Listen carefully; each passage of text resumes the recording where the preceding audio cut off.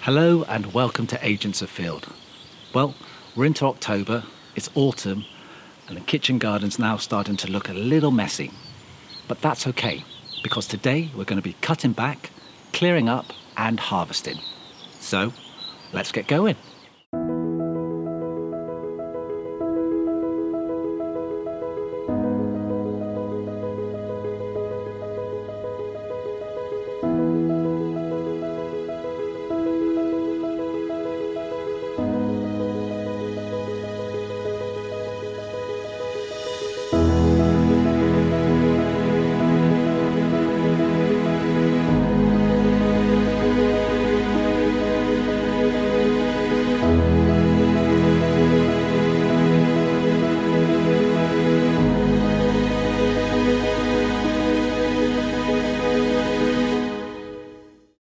For many people, autumn is a time to wind down, to close the garden and shut shop until spring.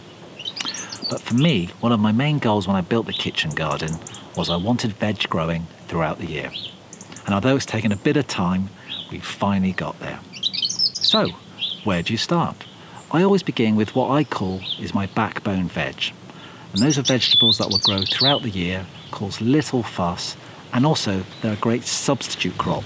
So whilst we're waiting for things like cabbage and, say, salad, kale will step in and fill that gap. So at the moment I've got the kale, chard and perpetual spinach.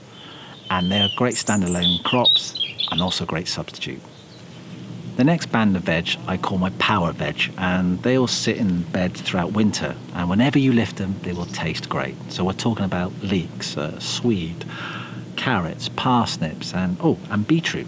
So for example, these were sown several weeks ago and they'll probably be ready just before Christmas.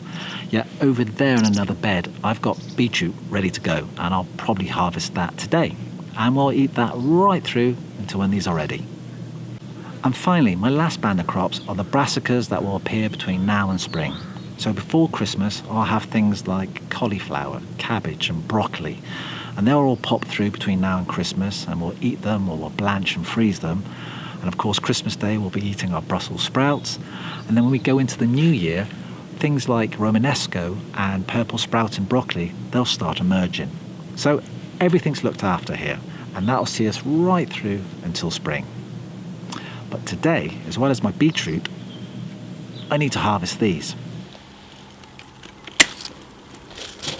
In all the years I've been growing squashes and pumpkins, the one variety of squash I always come back to year on year is the Crown Prince, and for the simple reason it tastes really good. Also, it stores really well. To give you an example, last year I grew these. We stored them, we ate them through autumn, winter and spring this year. In fact, we finished the last one, I think, in May. And when we took it out of the storage, there was no sign of any deterioration. So, this winter, when you've got your seed catalogues out, put a packet of these seeds in your basket, because I promise you, you will not be disappointed. Another winter squash I highly recommend is this one. It's the Uchiki curry squash, and it's a Japanese squash. It only grows to about this size, which is 2-3 kilograms. Normally 2, maybe 3 squashes a plant.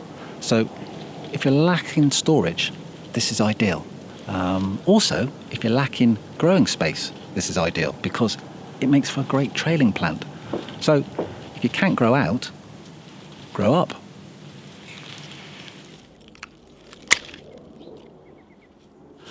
Okay, so this is my third and final recommendation, and it's this one, Jack Be Little. Basically, it's just a small pumpkin. But the reason why I like it so much is it's one pumpkin feeds one person. So, you know what it's like, you've had a pumpkin in storage for months, and the chances are when you get it out, it's that big. And for the next 2 weeks, that's all you're going to be eating. But with these, you don't have that problem. You just roast it or you cook it, and it simply feeds that one person. It's great. And another reason why I like it, it's good for getting kids into gardening. So if you want something simple, that germinates really easy, that grows lots of fruit, you don't need much growing space because it's another trailing plant, get them to grow one of these. And also with Halloween coming up, it's, if you're trying to get kids excited about Halloween, you can use the whole vine with the fruits attached as a decoration. And then when Halloween's come and gone, you get them to eat the fruit. It's great. 2 for the price of 1. That's what we like.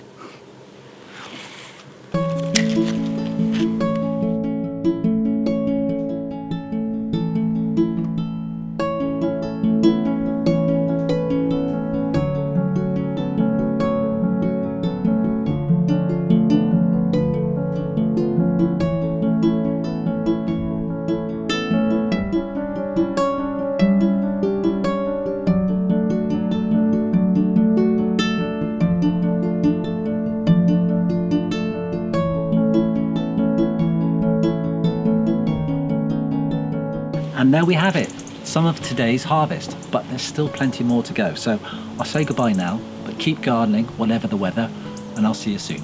Bye-bye.